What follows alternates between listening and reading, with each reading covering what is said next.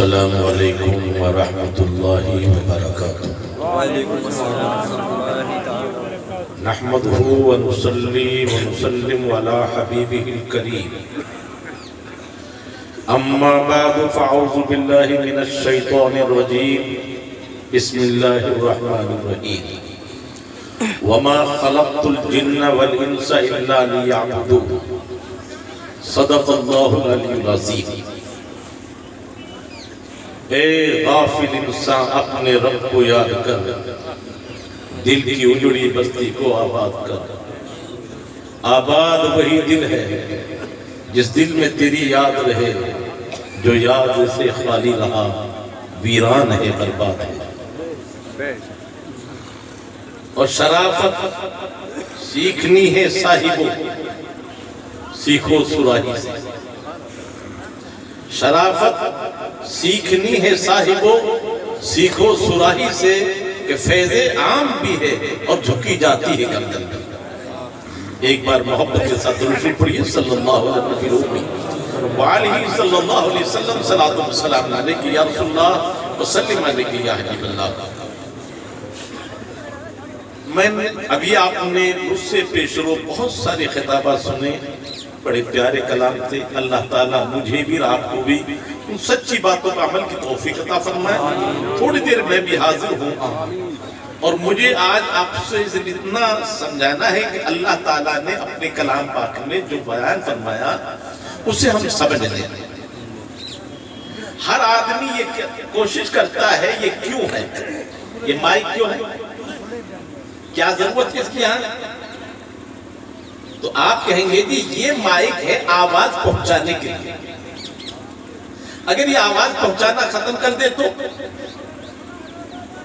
बेकार है। तो आपको सब चीजों के लिए आपने गौर किया, ये क्यों है, ये क्यों लगाया? तो आपने कभी सोचा है कि आप क्यों पैदा हुए? कुरान पाक ने जो फरमाया है, ए बंदे तू अपना मकाम सोच। वजह क्या है कि हमने अपने मकाम को समझा नहीं। कुरान पाक में एक पैगाम है, वो फी अनफुसिकुम अफला तुबसिरून। अपने नफ्सों में गौर क्यों नहीं करते तुम? मसलन पीरी मुरीदी है, क्या मतलब है पीर क्यों बना रहे हो? और पीर मुरीद क्यों कर रहा है?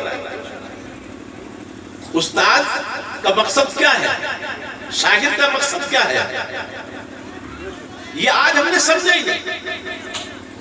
अरे तिजारत अलग चीज है, खेती अलग चीज है। तो पीरी मुरीदी में हमने खेती बना लिया।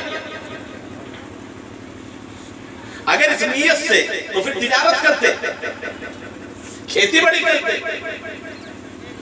अगर ये लालच है कि भाई उस पीर बना ले जो हमारे घाटे को दूर कर दे, परेशानी दूर कर दे, तो आपका मकसद क्या है ये समझ। अच्छा, हम दुनिया में आए हैं, क्यों आए हैं, यही मुझे आपको समझाना थोड़ा। पहले अपना मकाम समझ ले, फिर ये सारे झगड़े खत्म हो जाएंगे जो मकामात है। क्योंकि जो तुमने मकसद समझा ही नहीं तो फिर उसका मकसद हल नहीं होगा।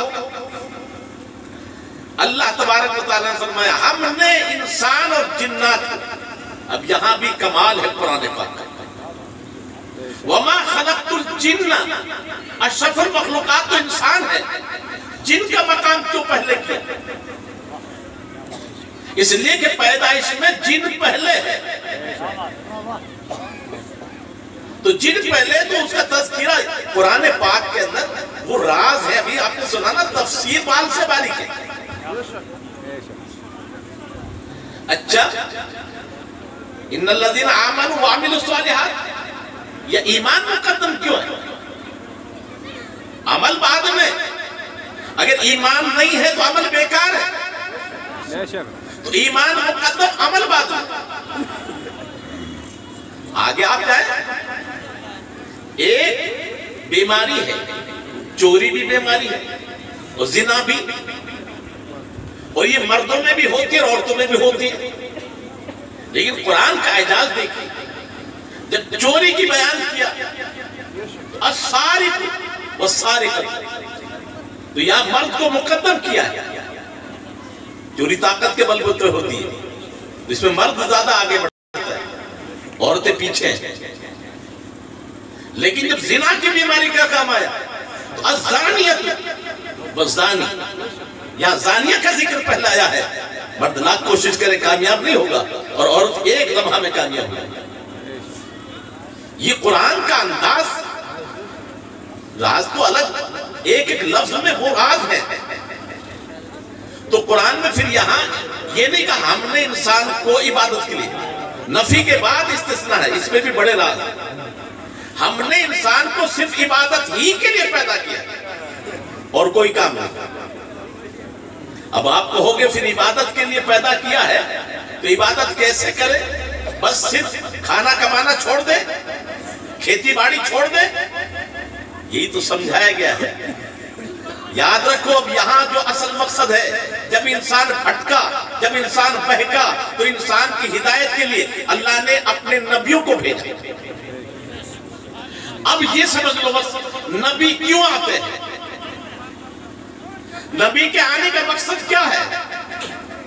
नबी के आने का मकसद यह है कि तुम्हें भटके हुए रास्ते से सीधे रास्ते पे लगा दे और इंसानियत को यह बता दे, ए बंदे वो काम कर जिससे अल्लाह राजी है। बस इतना सा काम, अपनी जिंदगी ऐसे गुजार कि अल्लाह जिससे राजी है। तो नबी आते हैं अल्लाह की रजा बताने के लिए, अल्लाह किससे राजी है। तो फिर कुरान में रब ने कहा, अब इबादत समझ लो, क्या है? लक़द कान लकुम फी रसूलिल्लाहि उस्वतुन हसना। ए मेरे बंदो, मेरे महबूब की अदाओं को अपना लो, इनकी जिंदगी तुम्हारे लिए बेहतरीन नमूना है। कुरान हिदायत है, कानून है, नबी ने कानून पर अमल करके दिखाया है। अब क्या करना है हमें? सिर्फ अपनी जिंदगी में, तसव्वुर में मुस्तफा की जात को समा लेना है। मेरे आका किस तरह चलते थे बस नकल कर। जो कहे नमाज इबादत से झूठा है, अरे नमाज तो रियाकारी भी है, नमाज तो शिर्क भी है। क्यों? इबादत किसको कहते हैं और दुनिया किसको कहते हैं? ये नमाज भी दुनिया है, चीज दुनिया। अब खुदा गाफिल बुदन न कुमाशो न करो फरजंदोजन, ये औरत, ये दौलत, ये दुनिया नहीं है। जो खुदा से गाफिल कर दे वो दुनिया। अब आप कहोगे नमाज भी दुनिया। शेख सादी रहमतुल्लाह अलैह ने, मैं वाकया को कायल नहीं हूं ज्यादा, लेकिन तफसील के लिए एक बुजुर्ग थे और बुजुर्ग गए बादशाहों के यहाँ, बड़े बड़े सूफियों को बुलाया और बादशाह की दावत, बड़े बड़े खाने। तो उन्होंने खाना कम खाया। क्यों? कि बादशाह को पता चले बड़े सूफी है, बहुत थोड़ा खाते हैं। घर पे आए, कहा बेटा खाना लाओ। अब्बा आप तो बादशाह की दावत में गए थे। बेटा वहां कम खाया था ताकि काम आए। बेटा भी अदब वाला था, सामने तो नहीं बोला, लेकिन एक हाथ में खाना लाया, एक हाथ में मुसल्ला लाया। कहा बेटा मैंने तो खाने के लिए कहा था। अब्बा वहां आपने बादशाह को दिखाने के लिए जहाँ खाना कम खाया था, उससे आपकी भूख नहीं मिटी, तो वहां नमाज कुछ लंबी पड़ी होगी, वो नमाज भी रियाकारी हो गई, लिहाजा खाना भी खा लीजिए, नमाज भी पढ़ लीजिए। अगर ये रियाकारी, इसको शिर्के खफी कहा है, वो बंदे तूने, अगर हम तन्हाई में नमाज पढ़े तो 5 मिनट और लोगों के सामने 7 मिनट, तो ये 2 मिनट की जो नमाज है ना, ये नमाज नहीं है, दिखावा है।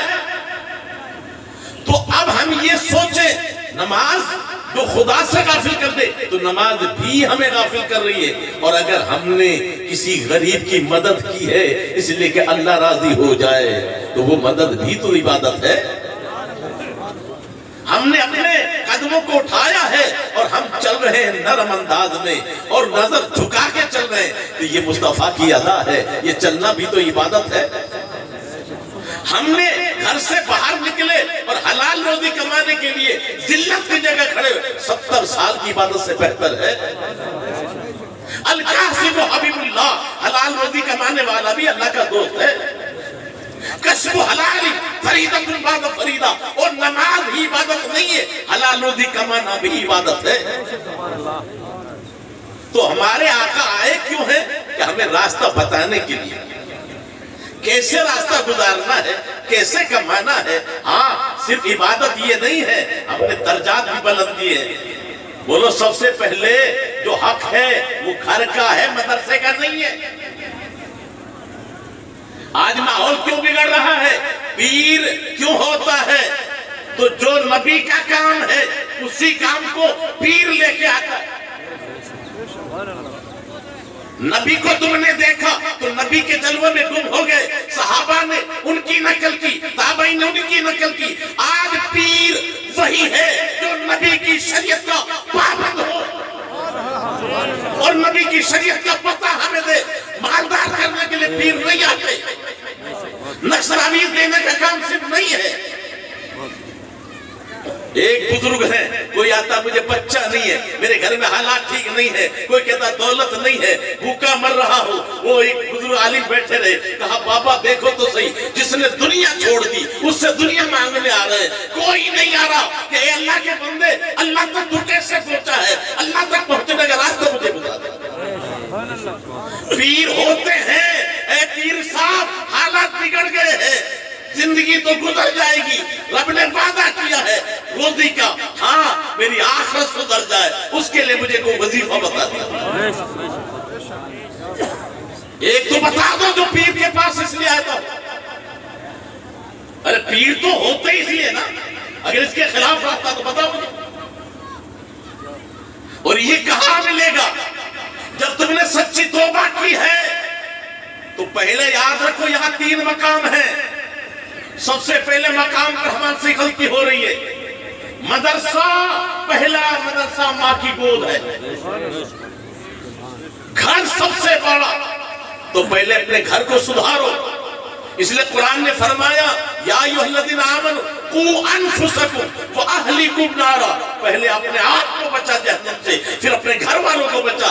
तो पहले पीर खुद बचे, फिर मुरीदों को बचा। इसलिए इमामुल अंबिया ने कभी जमात नहीं छोड़ी। कोई माई का लाल हो तो बताओ मुझे। जमात वाजिब के दर्जे में है, और अगर कोई आदमी जमात छोड़ता है और आदत बना लेता है वो फासिक होता है, और फासिक कभी पीर नहीं हो सकता। अपने अपने दराज़ में देखो, हम घरों में आकर बैठ जाएं और घर में न खुद जमात के लिए जा रहे हैं मस्जिद में, न मुरीदों को लेके जा रहे हैं, बताओ माहौल सुधरेगा कैसे? इमामुल अंबिया ने, हाँ सहाबाए किराम का मकाम यूं ही नहीं है।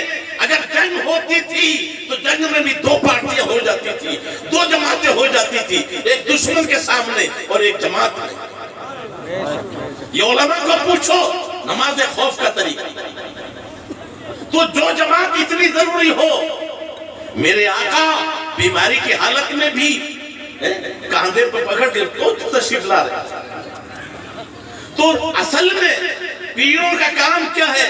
पहले तो ये समझे कि मकाम 3 है। एक तो माँ बाप, एक उस्ताद है, एक पीर है। उससे मुझे मालूम है आजकल हकीकत को छुपाया जा रहा था। तो आज वजह क्या हो रही बिगाड़ की? कि जो घर की पहली सीढ़ी है वो माहौल बिगड़ गया। मदरसा पहला कौन सा है? माँ की गोद। वहां तो हम देख रहे हैं गाड़ी, वहां देख रहे हैं बोलेरो, वहां लड़की नहीं देख रहे। और जब पहली बुनियाद ही गलत हो गई तो मामला सुधरेगा कहां से? एक अरब बहुत बड़ा आदमी, बेटे तहजीब गुजार, बड़ा अफसर, कहा बेटा वो एहसान याद रखना जो तुम्हारी पैदाइश से पहले था। कहा अब्बा तुम्हारे तो एहसान बहुत है, लेकिन जब हम पैदा ही नहीं हुए थे तब का एहसान। यही तो मैं समझा रहा हूँ, वो तुम्हारी माँ की शक्ल में है। मैं बहुत बड़ा रईस आदमी था, बड़े बड़े बादशाहों के हाथ से मेरे पैगाम आए, लेकिन मैंने कबूल नहीं किया। अगर मैं चाहता हीरो नेक ले लेता, कोई हीरो कट ले लेता, कोई नाचने वाली ले लेता, लेकिन ऐसे नेक न होते। मैंने एक गरीब घर की तहजदगुजार की बाप की बेटी को अपनाया था, जिसका सदका है कि तुम इतने बड़े ओहदे पे होकर भी तहजदगुजार हो। ये तुम्हारी माँ का सदका है। सुभान अल्लाह, सुभान अल्लाह, माशाअल्लाह। ये तालीम तो हमारे आका ने दी। आज पीरों को बदनाम करते, उस्तादों को बदनाम करते। अरे पहले बुनियाद ही तेरी सही नहीं। क्या फरमाया था लोगों? कोई हुस्न की बिना पर शादी करता है, कोई दौलत की बिना पर शादी करता है, कोई खानदान की बिना पर। मैं तुमसे कहता हूँ दीनदारी को पसंद। तो अगर दीनदार औरत आएगी घर में तो दीन पैदा होगा। तभी तो डॉक्टर इकबाल ने कहा था, बेअदब बाअदब औलाद बन सकती नहीं, मादन जर मादन फौलाद बन सकती नहीं।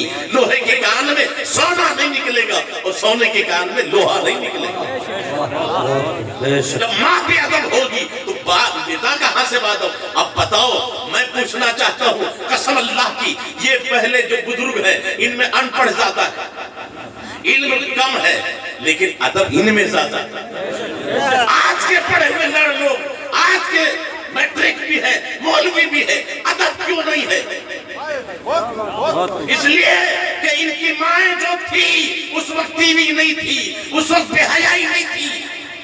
वाह वाह, नारे तकबीर, नारे रिसालत, शेरे मेवात, नारे तकबीर, वाह वाह वाह। वो माँ बाप थी तो आज बड़े बड़े झुककर पीरों के कदमों का हाथ लगा रहे, सादात के कदम चूम रहे। और हम जो है पढ़ लिख कर भी हमें पता नहीं कि निस्बत का मकाम कितना है। तो वजह क्यों कि आजकल गुनाह को तस्वुर भी नहीं हो सकता था, और आज हमारी बेटियां, हमारी औरतें गंदा सीन तीन पे देखकर मुस्कुरा रही है। कौन खोल रहा है? अब बताओ, ख्वाहिशात भड़क रही है, उस वक्त बच्चे को दूध पिला रही है। अब लड़का दूध पी रहा है तो लड़कियों पर डोरा डालेगा, लड़की दूध पी रही है तो लड़कों पर डोरा डालेगी। क्यों कि दूध पीते वक्त में वो गंदा सीन सामने। जब माँ का बुखार बच्चे को उतर जाता है तो माँ की गंदी आदतें नहीं उतरेंगी। मेरे भाई, हालात क्या है? मैं कहता हूँ इल्म, बड़े बड़े आदमी आए, बड़ी बड़ी मेहनतें की, बड़े बड़े कॉलेज हैं, बड़े बड़े यूनिवर्सिटियां हैं, बड़े दारुल हैं, लेकिन जो पहले आलिम थे सहूलतें नहीं थी। आज आलिम क्यों नहीं पैदा हुए? मैं दूर नहीं जाता, इल्म मेहनतों से नहीं मिलता, इल्म मेहनतों से नहीं मिलता। असल चीज है अदब। अदब दूर ना जाओ, आओ एक दरगाह। सैयदना अब्दुल्ला इब्न अब्बास, ये उलमा अच्छी तरह जानते हैं, अल्लाह के नबी के चचाजाद भाई। अभी 10-11 साल की भी उम्र नहीं है, थोड़ी छोटी है, 8 या 9 साल के होंगे। हजरत अब्दुल्ला इब्न अब्बास के दिल में तड़प पैदा होती है, मैं नबी की जिंदगी देखूं। अब जिंदगी देखूं तो रात के वक्त में कैसे आप जागते हैं, कैसे सोते हैं। तो उनकी खाला है हजरत मैमूना, जो हम मोमिनों की माँ है, नबी की बीवी है। तो भांजे मौसी का ताल्लुक माँ जैसे, तो हजरत मैमूना उनकी मासी है, खाला है। उनके घर गए और अपना मुद्दा पेश किया। अब बताओ, जिन घरानों में 8 साल की उम्र में तड़प ये पैदा हो जाए, मैं आका की जिंदगी देखूं। कुरान को किसने समझाया? कुरान समझना सबके बात की बात नहीं है। एक तरफ रहल पर है कलाम खुदा, एक तरफ जाते पाके रसूल खुदा, फर्क दोनों में जर्रा बराबर नहीं। ये भी कुरान है, ये भी कुरान, एक बोलता कुरान है, एक चुप कुरान है। तो कुरान की तफसीर देखना है तो हज़रत आयशा सिद्दीक़ा से पूछा, इन्नका लअला खुलुक़िन अज़ीम, आपका अखलाक बुलंद है, ये क्या है? हुवल कुरान। नबी का अखलाक कुरान है। सीरत देखनी है तो कुरान देख ले, कुरान की तफसीर देखनी है तो नबी की सीरत देख ले। तो अब्दुल्ला, अब वो छोटा सा मकान, तो तफसीर में आया है कि आका ने इधर एक ही तकिया, आका ने इधर सर रख दिया, उन्होंने इधर, और अब्दुल्ला इब्न अब्बास ने बीच में। फिर मेरे आका बीच में उठे और उठकर गए तो फौरन, वो तो सो थोड़े ही रहते, शौक जो होता है ना, तो उठ के चले। आका कहां जा रहे? देखा आका इस्तिंजा करने, तो उन्होंने पानी लिया, इस्तिंजा करके आएंगे तो वजू करेंगे, और पानी लेकर रहनी रख दिया। अब खिलाफे मामूल पानी तैयार, आका ने मालूम किया ये किसने रखा है, तो हमारी माँ हजरत मैमूना रज़ियल्लाहु ताला ने फरमाया कि ये आपके गुलाम हजरत अब्दुल्ला ने रखा है, अब्दुल्ला ने पानी रखा है।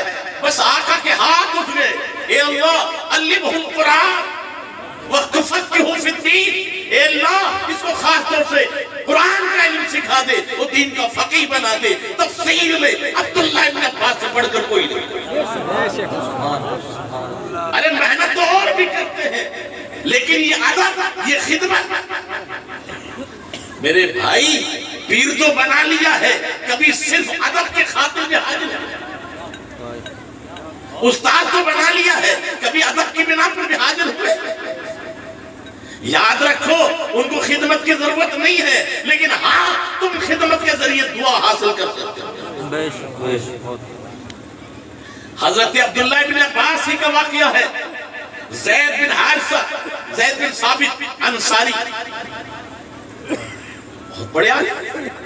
तो हजरत अब्दुल्ला इब्न अब्बास इनके पास पढ़ने जाते, दरवाजे के पास लेट जाते, वो आराम करते। दोपहर में जब उठते तो गर्द गुबार होता चेहरे पर, उठाते, शहजादे तुमने हमें जगह क्यों नहीं दिया? तो कहा हमारे नबी ने हमें यही अदब सिखाया है कि उस्ताद का अदब कर, उन्हें जगाना नहीं, जब वो जाग जाए तब उनसे इसमें हासिल करना। मेरे भाई, ये कब सीखोगे? तो असल मकसद है जो क्यों पैदा हुए, तो हमारा पैदाइश का मकसद क्या? इबादत। और इबादत क्या है? नबी की जिंदगी को समझ लेना और नकल कर लेना। अब अगर तिजारत भी है तो मेरे आका ने तिजारत करने का जो सलीका सिखाया है ये भी सीखना फर्ज है, वरना जो है नमाजें बेकार है। अब आप कहोगे तिजारत में नाकाम और इबादत बेकार, जी इसलिए कि पहले पाकी जरूरी है। अरे बोलो भाई, पाकी। अच्छा ये तो है पाकी, नमाज पढ़ने के लिए पाकी जरूरी, कपड़े पाक, बदन पाक, जगह। लेकिन कबूलियत के लिए क्या जरूरी है? एक हराम लुकमा 40 दिन की इबादत को बर्बाद कर दे। ओ मेरे भाई, जब एक हराम लुकमा 40 दिन की इबादत को बर्बाद कर दे तो सबसे पहले हलाल रोजी जरूरी। जब एक लुकमा हराम का 40 दिन की इबादत बर्बाद कर दे तो रोजाना हराम खाकर नमाज पढ़ोगे तो नमाज होगी? जब तिजारत में मिलावट कर रहे हो तो नमाज कैसी? धोखा दे रहे हो तो नमाज कैसी? अरे इस्लाम में सैयदना फारूक आजम रज़ियल्लाहु अन्हु फरमाते, जो तिजारत के उसूल न जाने वो हमारी मंडी में ना आए। ये उलमा से पूछो कि तिजारत का बाकायदा बाप है, बाबुल बुयू, बे फासिद कैसे होती है, बे सही कैसे होती है, ये सारे तरीके किताबों में सिखाएंगे हदीसों में। अब हमने तो सीख लिया और जैसे पानी में आ रहा है दूध ले रहे तो उसमें मिलावट कर रहे हैं, पानी मिला रहे और फिर नमाज भी पढ़ रहे। तो सबसे पहले बुनियाद समझ लो, जब हलाल रोजी नहीं होगी, अरे बोलो नमाजें कबूल होंगी क्या? और जब ये तस्वुर हो गया कि मुझे नमाजों को कबूल कराना है तो हराम से बचेंगे तो मिलावट से अपने आप बच जाओगे, धोखाधड़ी से अपने आप बच जाओगे, हाँ खयानत से बच जाओगे, सूद नहीं लोगे। अरे बोलो सूद, ब्याज इस्लाम में जायज है क्या? और जायज नहीं तो हराम है। और हराम चीज, एक हराम लुकमा भी 40 दिन की इबादत को बर्बाद कर दे तो नमाज बर्बाद करने आया हो क्या? तो पीर के हाथ में यही तो तौबा होती है। तो पीर तो इसलिए बनाया था कि हम इनको अपना नमूना बनाए और इनकी जिंदगी देखें। जब अल्लाह इनको रोजी दे रहा है बगैर हराम कमाए तो हमें नहीं देगा? हाँ ये भी समझ लो, यहां एक मामला फर्क है। बहलूदाना बैठा चुपचाप, हारून रशीद पहुंचे। हारून रशीद पहुंचने के बाद में क्या कहते हैं, बाबा बहुत परेशानी आ रही है, आप हंसते, अकाल पड़ा हुआ है, हंसने लगे। कहा हक कह रहा हूं जी। कहा क्या कह रहे हो? हक कह रहे हो, अपनी जिम्मेदारी पूरी कर। बादशाह हैरान रह गया, जो अपनी जिम्मेदारी। अबे कुरान नहीं पढ़ा तुमने? कुरान नहीं पढ़ा? क्या मतलब? तुम्हें क्यों पैदा किया है? इबादत के लिए। तो तेरा काम इबादत करना है, रिज्क देना किसका काम? तो अपने काम की तो फिक्र नहीं है, रब के काम की फिक्र है। राज़िक रब है, 18,000 मखलूक उसने पैदा किया है, तो तू अल्लाह के काम की फिक्र क्यों करता है? वमा मिन दाब्बतिन, कुरान पाक में साफ है, कोई भी जमीन में रेंगने वाला जानवर नहीं है मगर उसका रिज्क की जिम्मेदारी अल्लाह ने अपने जिम्मे कर्म पे ले रखी है।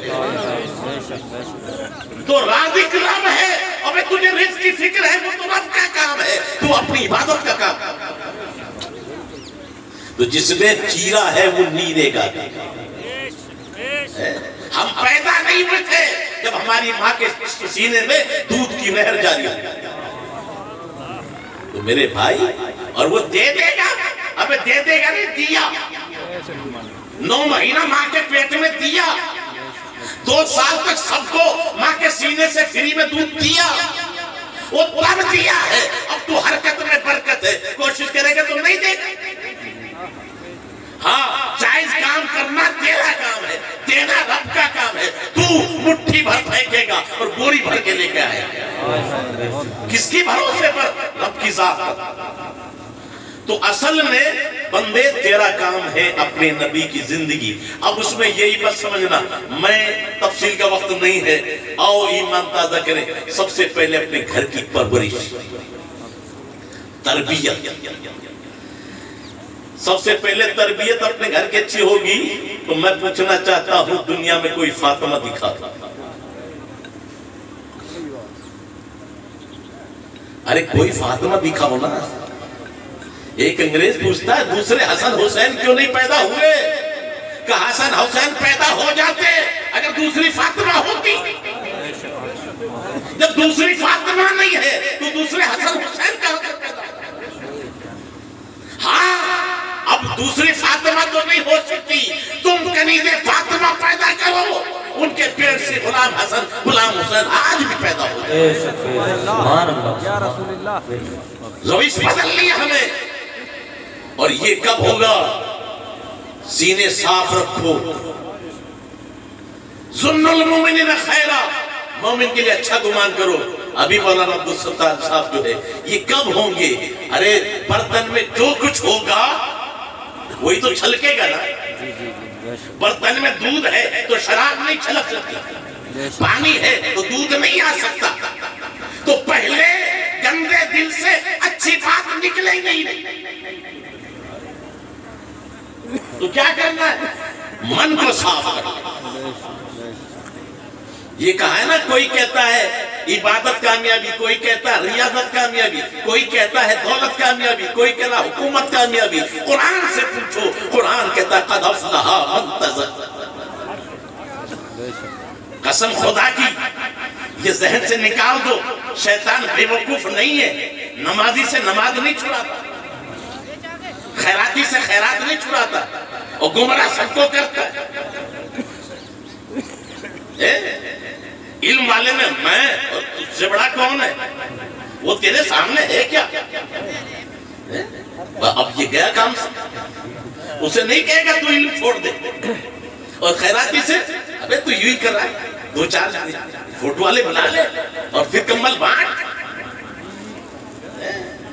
अब वो 10 कम्बल बंटवा कर उनकी बेइज्जती जो गली कूचों में अब इश्तिहारों में हो रही है, वो फकीर कम्बल।